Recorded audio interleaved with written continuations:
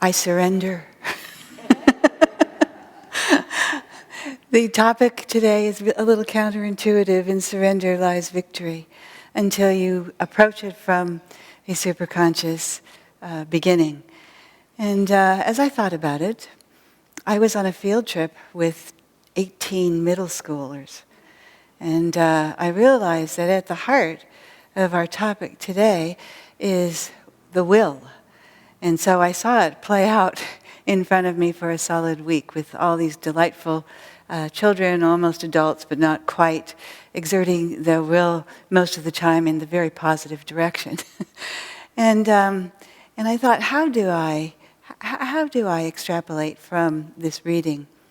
And it came to me that this summer's pilgrimage to Italy was a source of tremendous inspiration and enlightenment for me personally. And I'm going to share just a few things that I experienced on it. And I see some of my fellow pilgrims out there, and hopefully it will resonate with everybody.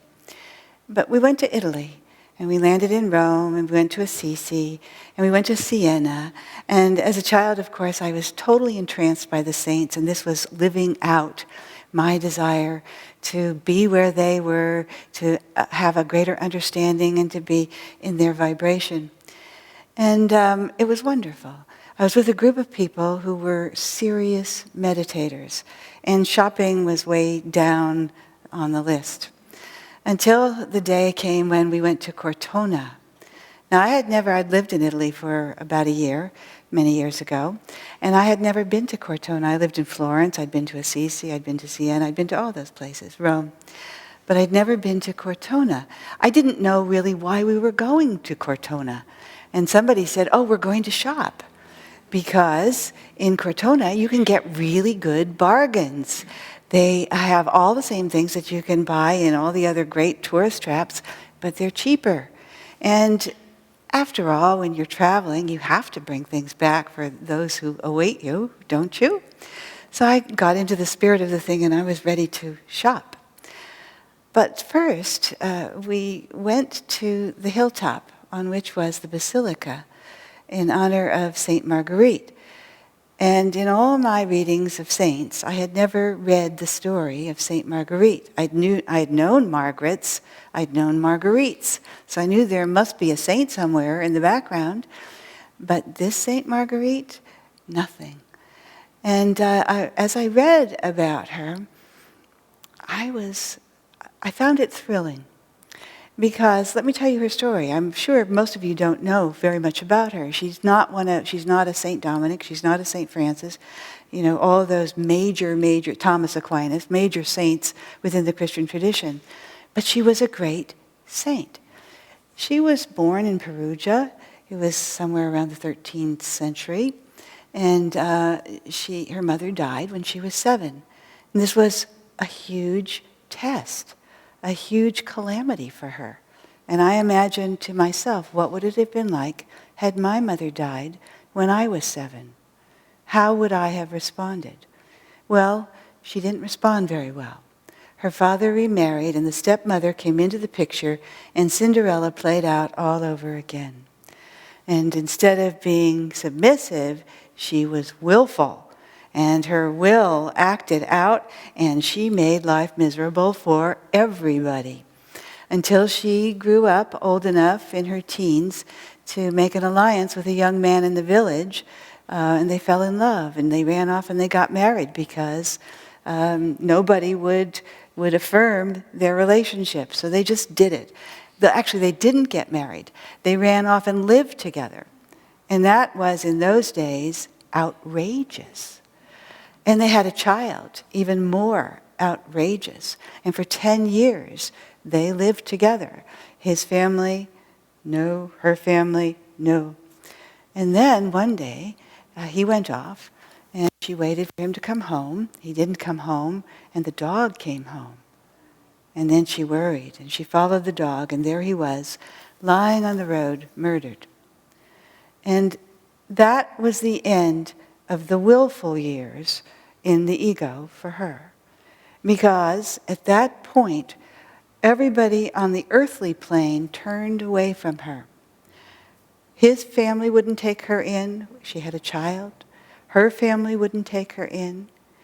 And so she turned and ended to the monks, interestingly enough, in Cortona. There was a Franciscan monastery there. And they took her in. Her son, they educated, and she herself became what's called a lay member. In other words, she didn't take the vows themselves, she didn't wear the habit, but she lived the life. And the life was a life in God. She simply turned her will to God in everything, in every permutation. And she went out and begged for food. She lived the life of St. Francis. So there is St. Marguerite in Cortona. And I'm thinking, well, this is a great story. And she's there, incorruptible, in her body, right on the main altar. As was our habit, we would gather together in those places that allowed it, and we would sing Swami's songs. And in this particular instance, we sang, "Thy light within us shining." Now, sometimes when you're in the vibration of a saint, things happen. And this was such a time, because we were not the choir. Some of us were in the choir, but certainly not all of us. And yet, those voices, our voices, soared inside the vault of that cathedral up to the very top of the cathedral, resounding with this vibration of holiness and sanctity and God aliveness. It was an incredible moment. And it wasn't the Mormon Tabernacle Choir. It was just us and St. Marguerite.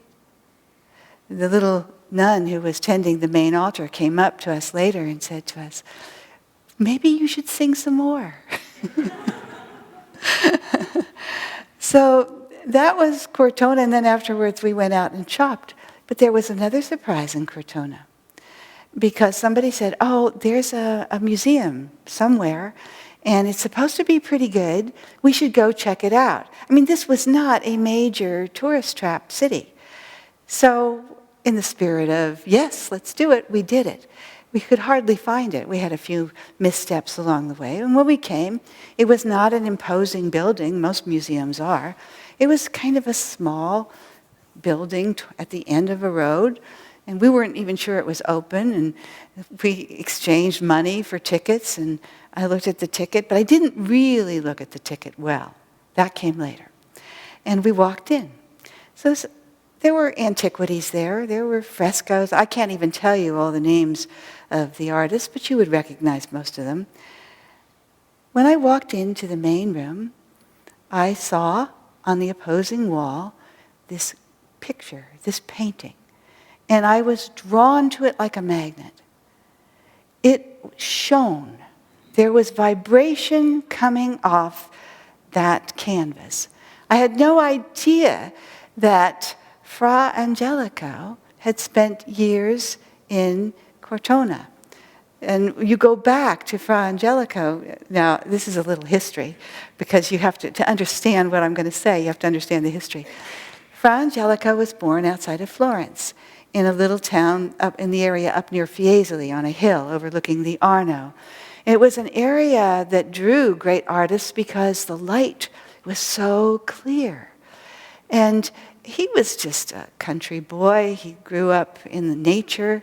He was kind of outside of the energy of Florence, which was the hustle and the bustle of the New Age and the Renaissance, artists beginning to gather and produce these world-famous paintings. No, he was up on the hill. And when he was 18, he decided that he was going to join the Dominican friars who had a convent there, San Domenico. And so he did. But the first year, when you join an order, you go into a training. It's like the sadhakas, right? And they didn't do that at Fiesole. No, they exported all their potential monks over to Cortona. So Fra Angelico ends up in Cortona. Now, before then, he had painted miniatures, and that was his specialty. And little by little, he grew into these large paintings. I think you must all know about Fra Angelico paintings. So he spent the year in Cortona, and what did he do besides pray and meditate? He painted. And he left on the wall of the museum there, probably had been in a chapel earlier, or maybe in the cathedral, this painting of the Annunciation of Our Lady. Now, there's a very famous painting of Fra Angelico Annunciation. It's actually in the bathroom in the center, in our center. But that's not the one I'm talking about. He did many paintings. That one was muted colors. It was serene. It's beautiful. It's probably the most famous of his Annunciation paintings. This painting I had also seen, but I'd never been drawn to it like this. It was filled with gold. Our Lady is sitting on a gold chair that's textured in gold. She's leaning forward, her arms crossed like this, in an attitude of reverence. And she's listening. And you can tell that in her posture, there's this receptivity and also wonderment as to what is going on. And opposing her is the angel with these huge golden wings, also textured, and a dress that mirrors Our Lady's red, gold, except Our Lady had the cloak of deep blue. And the floor is gold, and the porticos are shining, illuminated with light. The light suffuses this entire painting. Now, the angel is leaning towards Our Lady, and his hand is outstretched. He's explaining something. And out of his mouth, you see the words come. They're actually words in this painting. And I looked very closely. I put my camera up to take a close-up because I couldn't really see the words. I thought, well, maybe it's Latin. I could probably read the Latin. No. I thought maybe it's Italian. I could read the Italian. No. I don't know what it was. Maybe somebody can find out for me. But he had this message, and she was listening intently. Now, we all know what the message was. In the Bible account of the Annunciation, the angel is telling Mary that she is soon to become the mother of God, that she's going to have a baby, and that his name is going to be Jesus. And she says, how is that possible? I am a maid. And the angel says, with God, all things are possible. And Mary says, be it done according to thy will. Now, in that exchange is everything that is in our reading. Because Mary didn't come to that moment unprepared. In the tradition, she, at 2 years of age, was presented to the temple for purification. And she stayed in the temple until she reached her majority, probably around 12 or 13 or 14. She was a member of the Essenes. They were the most mystical branch of Judaism. And in that time, there was the sense that the Messiah was coming, and that there would be a woman who would give birth to the Messiah. And she must be the purest of the pure instruments of the Lord in order to assume that role. And many of the young women were prepared with the thought that, well, maybe, you never know. But not only in that lifetime, but in many, many previous lifetimes had been the running up to this one specific moment. Now, the import of what the angel said to her went far beyond, oh, the prophecy is about to be fulfilled and you are going to be God's instrument. It had a very practical side to it, the test that she faced in that moment. Because she had been betrothed to Joseph, the carpenter in Nazareth. In those days, a betrothal was as binding as a marriage. It was legal. It was documents. It was legal scholars supervising. And to break a betrothal would have had serious, serious consequences. And yet, she says, "Thy will be done. I am the handmaiden of the Lord." And she, in that moment, was so attuned, so aware of what was happening, of who the angel was representing, of the reality behind the moment, that she was able to rise up and respond with all of her being. And that's what Fra Angelico captured in that painting. And you have to ask yourself, how? How did he do it? Well, he was not just an artist. He was a mystic. Fra Angelico said, he went later on and he went down to Florence when the word got out, there is an exquisite painter hidden up in Fiesole. Come on, bring him down to Florence where the Renaissance is happening. And he did, under orders from his superior. He went to San Marco in Florence. He painted these fabulous frescoes in every monk's cell. And they were the subjects were hand-picked. When the Pope came to visit, he was given his cell. Fra Angelico painted the coming of the Magi to worship Jesus. And I thought, wow. He said, never did he correct a stroke on his paintings because they were simply channeled from God. He never painted anything unless it came from God. Now, in those days, in the art world, things were happening. We were coming away in our understanding of how to replicate our visions artistically from that which was a little more artificial to that which was more realistic. And the realists criticized Fra Angelico. They said, what's he thinking? The sources of light don't match up with reality, because all of his paintings were suffused with this tremendous light. There were halos all over the place. There were saints, there were angels, there was Jesus. And I think to myself as I appreciate their point of view, they just don't understand that what was happening was he was painting from the inside out, and they're painting from the outside in. And from the inside out, of course, the source of light might not match up with the sun or the moon or whatever happened to be out there, but rather it matched up with the interior reality of the soul being painted. And so we had this beautiful picture that captures in the moment the awareness, the humility, and the willpower that goes in to surrendering our wills to God. It's not a simple thing.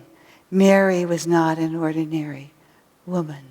Fra Angelico was not an ordinary painter.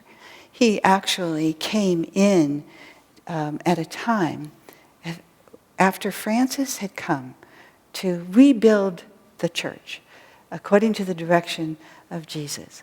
The church had been coming through away from a period of great corruption and impurity. One could never be certain that monks would observe their vows. One could never be certain that there would be honesty in the dealings. It was a really dark time. And Fra Angelico came in at a time where the course correction was happening, and the convent that he was part of the resolution of all of that dark energy into light energy. Strict observance. The monks were known for being very, very worthy, and he was known for being very, very holy. It's incredible when you think of the power that he captured in that painting to change a life just looking at it. Because when I looked at it, I thought to myself, I'm never going to be the same. The communication was pure. The communication was serious. The communication was real, in the sense that isn't that what faces every single one of us as we move through life? That we come up against these moments when we are put to the test. When God asks something of us, a response in the highest possible way. And so often, I don't know about you, but certainly about me, I say, why me, God? No, not this. I didn't ask for that. Really? You can't be serious. I'm constantly looking at these things, and then I have to catch myself. And then I have to say, well, here it is, right in front of me. And not only that, if I really were honest with myself, I might see a theme through my life. Oh yeah, I remember. It happened here, it happened there, it happened here. It's mine. It's mine to deal with. It's mine to overcome. It's mine to own. Even though I don't understand it. Sometimes I think, which incarnation did that happen in that caused this to come my way? We don't. And so, what is left for us to do but to do what Mary did? Develop the highest level of awareness that we can that brings us to an attunement with the divine, so that our trajectory on this journey in life to dissolve back into the design stays as straight as possible. And that requires a lot of willpower. A lot of willpower. Because it's really easy to fall back into dejectedness, into despair, into disappointment, into mourning, into grief, into you name it. All those negativities that are out there nibbling away at our consciousness, saying, what about me? What about me? And instead, we have the opportunity to hone in like a laser on the light that is in our lives. And we have so much light in our lives. I think of being together here with you today. Souls coming together to pray, to meditate, to talk, to laugh, to share. And I think that's the beam of light that's going to beam me up. Because to do it alone is really, really hard. To get to that point where Mary was, where after incarnations of preparation, in the moment she knew, she acted, and she transcended. To get to that moment requires help. Now, the one thing that the angel said that has brought me consolation over and over again in my life is, with God, everything is possible. All things are possible with God. Without God, nothing is possible. And on that note,